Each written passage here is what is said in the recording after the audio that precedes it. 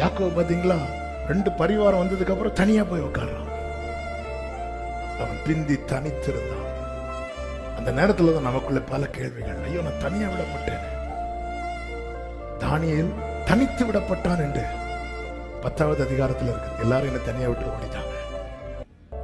பவுல் தீமோத்தேயுக்கு எழுதும்போது சொல்றார், எனக்கு நேரிட்ட சோதனையில ஒருத்தர் என் கூட இல்லை அப்படின்னு. எல்லாரும் நான் தனியா விட்டேன். சில சிச்சுவேஷன்ல நம்ம தனித்து விடப்படும். அந்த இடத்துல தான் நம்ம அதிர்ச்சி அடைவோம். இல்ல இல்ல, ஆமே, நான் தனித்து விடப்பட்டாலும், நான் உலர்ந்த எலும்பாய் கிடந்தாலும், எனக்குன்னு சொன்னதை திட்டம் பண்ணி பிளான் பண்ணி செய்வார். பிளான் பண்ணி செய்வார். என் தேவன் எனக்காய் ஏதாகிலும் செய்திடுவார். Glory. Amen.